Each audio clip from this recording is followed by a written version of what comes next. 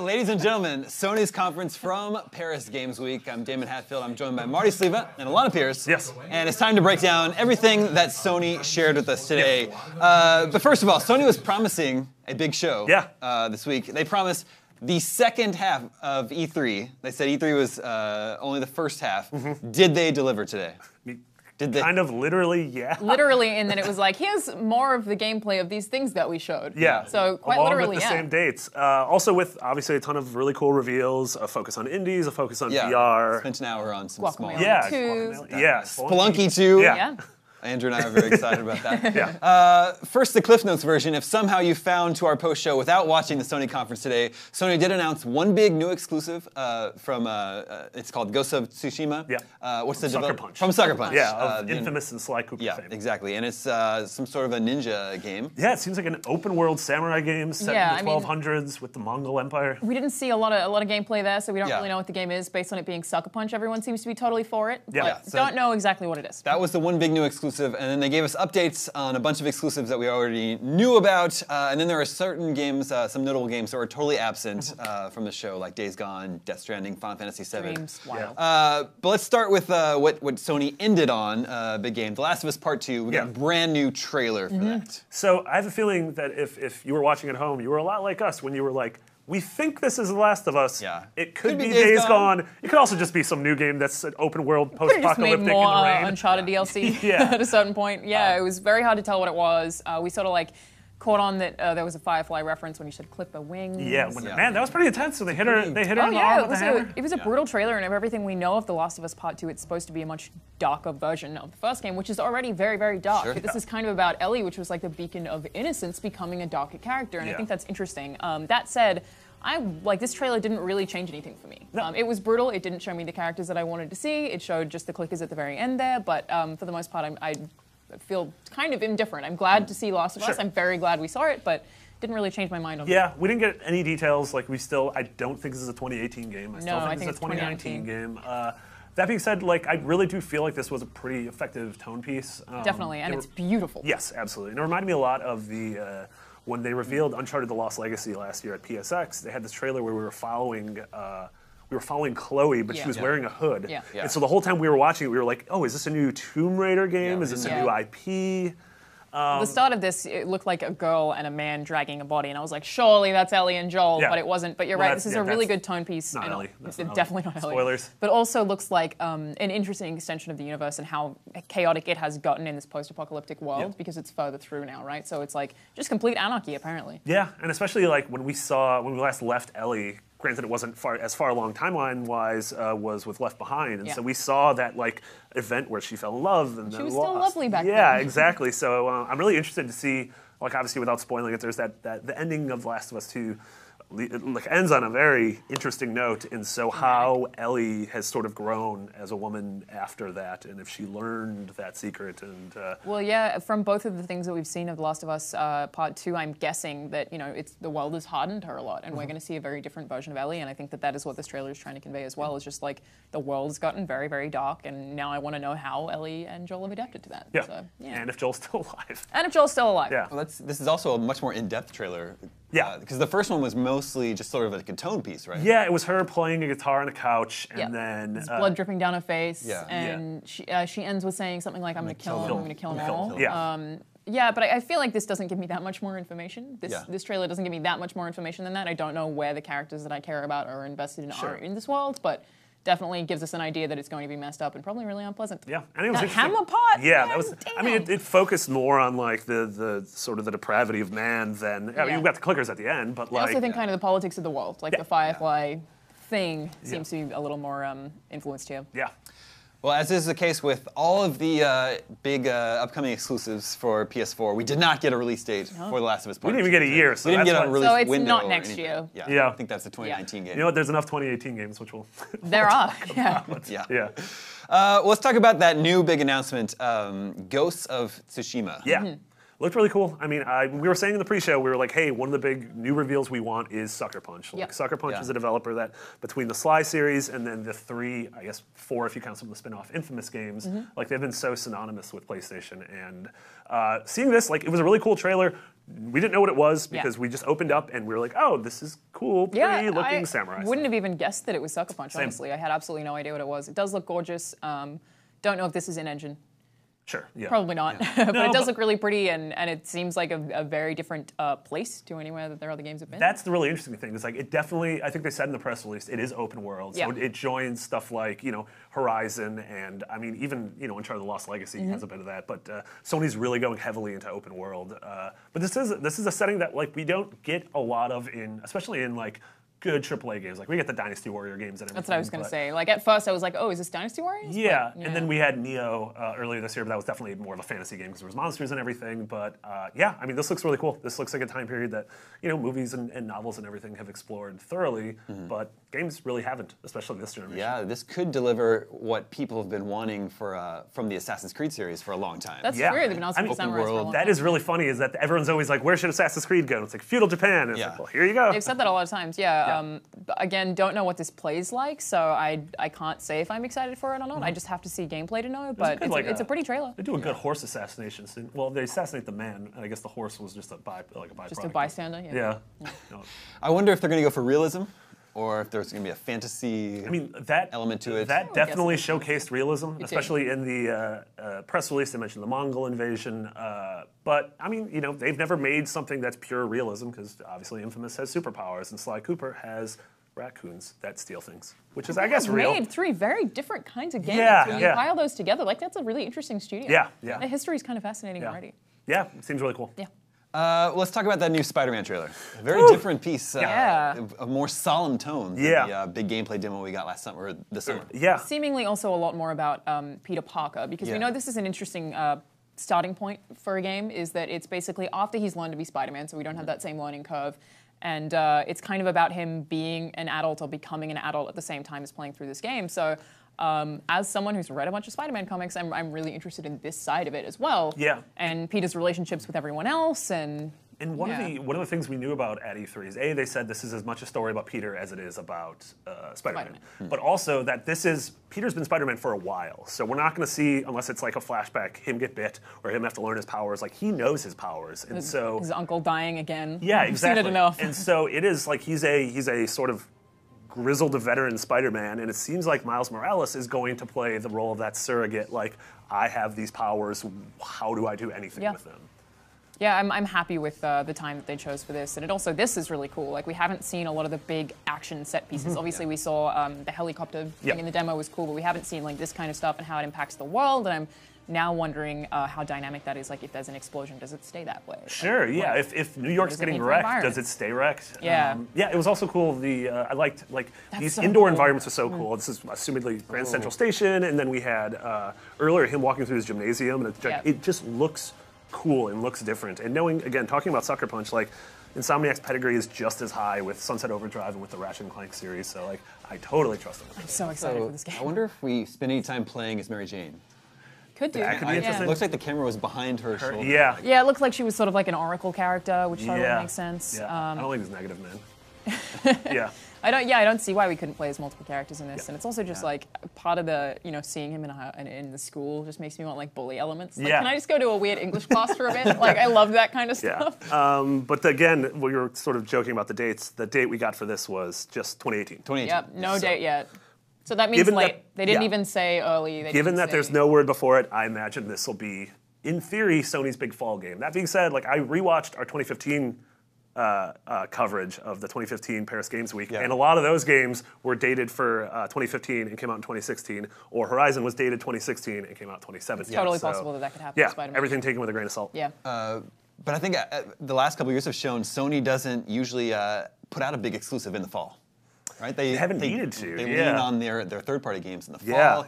Bring out their big exclusive earlier in the year. I know what I was thinking. It's like end of the year always seems to be a sort of multiplayer time, Yeah. and they want to focus on like the shooter campaigns come out and they want to support those. So I actually, I can't see this coming out in October, November. Well, especially for Sony. Sony's had those strong marketing deals, which I think we'll probably talk about later, with stuff like Destiny and Call of Duty and Battlefront, to where it's almost like, well, why try to go head-to-head with that when Sony's obviously gaining with those? So just play it cool and then release your Horizons and Last of Us in the first half of the year. Spider-Man coming in like August or something would work really well as well, but I think, I wouldn't be surprised if it ends up being 2019. We'll see. We still have no idea. All right, some of you may see an ad, but stick with us. We're still breaking down everything that Sony shared with us this morning from Paris Games Week. What about God of War? We did get another quick, very, very short look at God of War. It was very quick. I like this because it was gameplay focused, whereas and it was like a single scene seemingly, whereas the thing we saw at E3 this year was really chopped up in sort of a tonal piece about where Kratos and his son are going to be going throughout the journey. Yeah, we have seen a bit of gameplay. I mean, that first trailer was really just like about their relationship. Then we saw gameplay. This is sort of more of that. And I like the beasts. I like the beastie. I'm just so sold on this game. I love God of War anyway. I've always loved the combat style has been what's really drawn me in. And then this has that. It looks pretty, and it seems to focus on relationships as well. Like, I am so sold. And also, this still does a thing. Corey, I interviewed Corey, the creative director, at E3 last year and E3 this year, and he still says the game is one continuous shot. The camera never cuts. And so, think about what we saw at E3 last year, where you're walking through the snowy fields.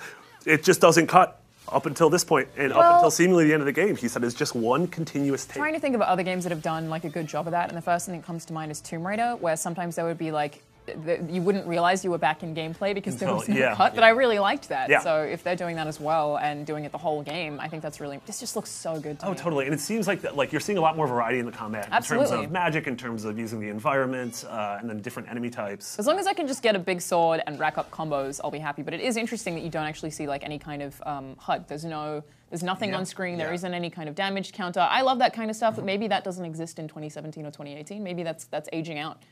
This is how much damage. And you do that, like, Dead Space did a really good job of that. Like, your HUD was on your suit, so it was like diegetic inside the environment. But yeah, this one, for the release date, we just got, was it just? It's early 2018, so, which could mean anywhere from January to June. Yeah, I think early would mean, early and spring to me are ostensibly the same thing. So I would just say, in theory, that's before June 21st, which is when summer starts. Which is so vague. Like, maybe we do have a PSX conference that gives us these release dates. Maybe that's what they're holding for that. Like, we don't know, but based on the fact that they didn't give us a release date today, I think it's probably later. It's probably May. We did get to see a long gameplay demo of Shadow of the Colossus. God, that looks so. It started off in that forest, and that forest looks so pretty. It looks beautiful. Like, I feel like it's easy to be like, oh, this is just a HD remastered, but like, go back and look at the original Shadow of the Colossus on PS2, much more than that. Which was one of those games that pushed the PS2 so far, but it could only do so much. It was on aging hardware. Like, we were already going to the next gen. Like, this looks like a game that could have been built ground up for PS4. It effectively was. Seemingly, like, you look at this, like, the draw distance is so much further than it was in the original game. The frame rate looks incredible. And just, again, we said it in the pre-show, but, like, this is going to make battling these things legitimately terrifying, just given their scope and their sort of ability to just completely decimate you. You'll get a bigger sense of scale with it looking better as well. And I totally agree. It's going to be a lot scarier, but it just looks beautiful. Like, I was already sold on this, and now I just want to play it just to stare at it. My last big question is, how does it play? Like, does it play the same or does it play different? Hopefully we'll be able to report back soon. That is a good question. I kind of assumed that it would play the same, but they had to have had some updates. Otherwise it's going to be really jarring. You would think so. Like, the grip meter was interesting, and it is such a crucial mechanic. Almost like in Breath of the Wild, to where, like, your grip is that's the main mechanic in the game. So looks great though. This is another game. They gave us no date, no release window for this one. 2019. Well, probably, maybe even later. I don't know. I don't know. I hope it's this year, or next year. But man, 2019, that seems like the future. It's also, they just have so many games coming out next year that if we have to wait a little longer for this, then that's fine. Totally. That's my thing, is like, Sony's exclusives all look so cool that I'm sort of fine with whatever order they're dealing them out in. Pace them out for me. Exactly. Don't make me have to play through them all at once. Just don't do like another, don't do it on October 27th, all with 3 Sony exclusives. Like, why did you do this? Well, a game that Sony's being a little bit more specific with its release date is Detroit Become Human. Yeah. They said spring 2018. Yeah, so that's better than early. So yeah, it's a little more specific. March 21st to June 21st, if we're going by what actual seasons are, I guess. Yeah, this was an interesting demo. I really liked the fact that, we saw a much more sort of like suburban, calm, a home life. I mean, it very quickly became that this is an awful, abusive father. But so we have these three characters that we know that we play as here. I've played this game, and she's in like a totally different place to where I played as a detective. So it looks like there's three very, very, very different stories going on in different environments, and this looks really unsettling. The detective demo that I played is your kind of like crime scene investigating, and it's in like a very, very modern high-rise building that looks like it's in the far future. Yeah. Whereas this looks a little more grounded. And whereas the demo they showed this year at E3, you play a character who's pretty much inciting a riot in like an outdoor shopping center in the snow. And so my gut says this is early-ish on in the game in her story, in Kara's story, because this seems like when she's still sort of like a domestic servant. Yeah. And it was really sad because she's talking to the little girl like, hey, we used to be friends before my memory was wiped. Like, I hope we can do that again. Yeah, almost a similar thing happened with in the detective version. Like, I'm just very interested in the lore of this, where it discusses like the androids being friends with a human and then something going wrong. Sure. And, like, they're all very fragile, and I guess that's the point of tension. I'm interested to see how they pace out these three different stories. And the thing with this game so far, of everything we know, is that it's dark. It's going to make us all feel awful. And this especially is just like very dark. And I hope that they do a really good job of helping you empathize and care about the characters rather than just having to be like, this is a little girl, care about her. One interesting thing is this, I'm relatively sure this terrible dad was a character or an actor from, not Indigo Props, Heavenly, or not Heavenly, what was the second game? Heavy Rain. Heavy Rain, yeah. I'm pretty sure that was like, they're using some of the same actors, which is funny because their mocap is so in-depth that I'm like, oh, that guy totally looks familiar. Huh, that's interesting. I wouldn't be surprised. And the mocap is great. The game looks gorgeous. And it looks just as good as this when you play it, but I'm actually not that sold on the gameplay just because the camera's very close to the character that you play as when you're playing it, and it just makes navigating environments kind of janky. Yeah. But maybe like I played an early demo and they fixed it. But that was a demo from 2 E3s ago, so maybe they have fixed it. The cinematics all look great. The gameplay I'm not 100% sold on, but I do think this is going to have a really interesting story. Well, and the whole, this whole trailer is about choice, about all the different things that could happen, about you can die, they can die, you can make it out, no one dies. We've just been sold that concept so many times that I'm so hesitant towards it now, like with Telltale selling us, like, your outcomes will be totally different. Like, are we going to have different endings for this game or not? Look, you can fight Todd. That's Spoilers, don't look at it. Look at all these different things. The only thing I've wanted in video game history is to fight a man named Todd, and finally we can do it. I'm very excited. Todd. I don't think Todd should be raising a child. Todd does not seem like the kind of man who should have a child. I think he probably agrees. I feel like civil services should step in and pull her away from Todd. Yeah. So hopefully that's one of the options is call child services. Now, Horizon Zero Dawn, Frozen Wilds, apparently is still called Frozen Wilds. Yes. And apparently is still coming on November 7th. So they didn't put the date on screen. No. And so I was immediately like, there's no way this is coming out this year. And then the tweet said, only 10 days left. Yeah. I'm like, why don't you put that at the end of the trailer? You'd think you'd want to let people know when they can play. Very you weird can buy choice. this game in a week. Yeah, very weird choice. But it's obviously not getting delayed. They confirmed it. It's 10 days away. Too late to delay it, and continues to look awesome. Yeah, it looks great. I mean, this looks like, I really like that they're leaning super heavily into the snowy aspect of what I assume, I guess I don't want to spoil where the original Horizon takes place. But if you've played Horizon, you can make some guesses as to where this game takes place.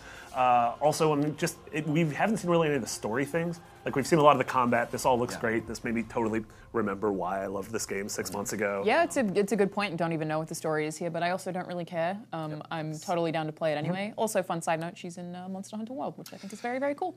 Yeah, she's also going to be a playable character in Monster Hunter World. Yeah. I think that's very cool. Yeah.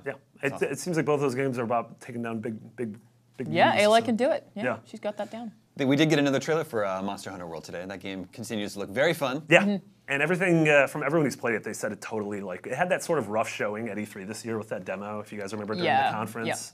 But everyone who played it. There was a preview event in Japan. Yeah, I think our coverage is going up soon. Yeah, so that should be up soon. Of a full preview of the game, which looks really good to me. Yeah, totally. I'm excited about it. And I was never, not that I never was able to get into the Monster Hunter games, but I just sort of never gave them the time of day. So I feel like this one, especially given I played it on next 3DS year. with people who love Monster Hunter, and that was the first one that I played. And I think this, like, we have so many people who have PlayStations now. Like, you know, it's just such a huge platform that playing Monster Hunter with friends is the best way to play it. Yeah. And I think that, like, it's going to be way easier now to jump onto this one for people who haven't played it. And the whole thing about this game is, like, you're futzing around with the flora and the fauna and pitting it against each other and sort of seeing what combinations you can make, which I find really interesting and not a whole lot of games do. Yeah. The RPG elements are the thing that make me addicted to it. It's like, oh, I want to look cooler. Oh, this sword is cooler. And there's just like that really good feedback loop. So I don't like how the swords look like big bones. I'm a big fan of that. All right. Yeah. Cool swords. This one at least does have a release date. It does. January 26th. Yeah, this is one of the first big games of next year. Yeah. Yeah. All right, some of you are going to get an ad right now, the lucky ones. Stick with us. We're still breaking down all the big reveals that Sony shared with us today from Paris Games Week. Those are all like the real big the games. Yeah. How are we feeling about the conference overall? There were no release dates for any of these big exclusives. Thought that was really weird. Again, PlayStation have done a really good job of pacing their conferences, so we get like hot topic, gameplay, trailer. Like they don't do too much of the talking around, which gets really frustrating sometimes. So they've done a really good job of that. I would have loved to see more release dates. Yeah. And wasn't that much new stuff except for, you know, obviously the early conference. Yeah, the first half was where all the new stuff Yeah, was. Guacamelee 2, the Spelunky 2. announcements that they shared there. Guacamelee 2. That's super exciting. Yeah, Drinkbox is such an awesome developer, and again, Guacamelee was one of my favorite games from a couple of years ago. I really loved Severed on the Vita, and so seeing them going back to that, you know, awesome Metroidvania world. And the game looks super pretty. It seems like it's leaning even heavier into multiplayer. Yeah, it seemed like 4-player co-op. Yeah. Which I think is super cool. I think that they'll do a really good job of that. I wonder if it's going to be on Vita. Did it say? It didn't say. It said PS4. Ooh, At yeah. this Probably point, not. Interesting. Yeah, I feel But like it was a great Vita game. It was. It I worked played it so on well. Vita, and Severed was made for Vita. Yeah, originally. absolutely. Yeah. And so, yeah, I'm really intrigued. Like, I'm sort of at this point in time, I'm realizing that games coming to Vita are fewer and far between. They so. absolutely are. I just, because of its history, I guess, was hoping it would be on Vita, but I wouldn't be mad if it wasn't. But No, totally. yeah, it looks very cool. Yeah. Big fan of these chickens. It says coming soonish. I don't know when that is. Yeah, I don't think the word Vita was mentioned Yeah. today No. during either. No, you're actually right. Yeah. Thankfully, we did see PSVR support, but Yeah. no Vita. Yeah, they showed a bunch of PSVR games. Did any of them particularly stand out to you? I can't remember what They it was showed called. stuff that we have seen before. The London which is Heist weird. one looked cool, or it seemed like it was like the expansion of Blood the and London. Truth. Blood and Truth. Blood think and that was what it was Truth. Bad name, but it looked Not a cool. great name. The VO Yeah. was cool, and London Heist is great. London so Heist if is it awesome. takes that concept and expands it, then I'm all for that. That was Worlds. Yeah, that was one of the right? PSVR So Worlds it'll be games. nice to see that more fleshed out. And we do want, well, I do want longer experiences in PSVR. I know some people don't like that, but one of my favorite PSVR games is a game called Chronos, which is like 10 hours long. And I loved that. So yeah, I'd love to see that expanded upon, and this looked pretty as well. Yeah, looked well pretty. voice acted. And then we got a lot of games that felt like smaller mini game things. Certain games looked just nauseating because you were just running at breakneck speed. Well, that was that the zombie food game, which like I love Job Simulator. It seems to have taken the concept of Job Simulator of making things and throwing them, but that game's frame rate looked so awful that I wonder and they said what it's it would, out tomorrow. Right, which I wonder what that is like to play in VR. If the frame rate is that bad, I think you would probably get pretty sick. We'll see. There was this game, the Hong Kong Massacre. Yeah. Yeah, so That was I was cool. thinking that looked like Sleeping Dogs crossed with Hotline Miami, Right, which that top-down like Yeah. sign me up Yeah. for that. That looks super cool. It does look very hectic on screen. I think Hotline Miami is helped by the top-down style not having too much going on at once, whereas this seemed to have like even some components where someone's like jumping over something and breaking Yeah. through a wall. And I wonder how you'll keep track of that when you play it. But, Yeah, totally. And it felt like it did a lot of slow-mo, John Woo, bullet time Yeah. stuff. Yeah. But the game is gorgeous, but almost like it's seemingly to a detriment. Like there's just a lot of business going on. It's here. really hard to say without us having our own totally, hands yeah. on it. But yeah, I was very impressed by this. This is the kind of trailer that I'm like, I'm immediately going to buy this as a Hotline Miami fan. Like, I 100% am going to play this Looks like game. there's a cursor on screen, too. That There was is, which interesting, again, Hotline Miami, that's Yeah. the way that it kind of translated to console. Yeah. And it worked pretty well. That also worked well on Vita. Like, this could probably work on totally. Vita if they support Yeah, it. But and keep in mind, like, aside from the things that are like first-party exclusives, a lot of these are probably also going to be coming to all sorts of other Yeah. platforms and PC, That is true. and Switch and Xbox Yeah. and stuff like that. Switches. Yeah. Well, hitting on some of the AAA games one more time, they did. They spent a segment on the third-party partnerships that they have. They showed a new trailer for Far Cry 5, which was showcasing the co-op mode. Yeah, which seems like it's almost like the entirety of the game, any of the missions, all of the side quests, and you could just do buddied up. And hopefully that means like we can play for an hour, and we're both our characters, and we're both progressing in our characters. Yeah, I believe there's also a pretty robust character creation menu. Yeah, and they haven't really gone too far into that. Yeah, but I've heard like whispers of that, so you'll actually be able to look the way that you want to, unlike other UB games like Watch Dogs, where you sort of drop as an NPC because you're playing as a defined character, obviously. So yeah, this looks cool. This trailer didn't do a ton for me just because I feel like I already have a very good understanding of what Far Cry 5 is, and I feel like we've seen it quite a few times. So. I didn't like the text pop-ups. I thought those were not a fan of Ted Cheeseburger?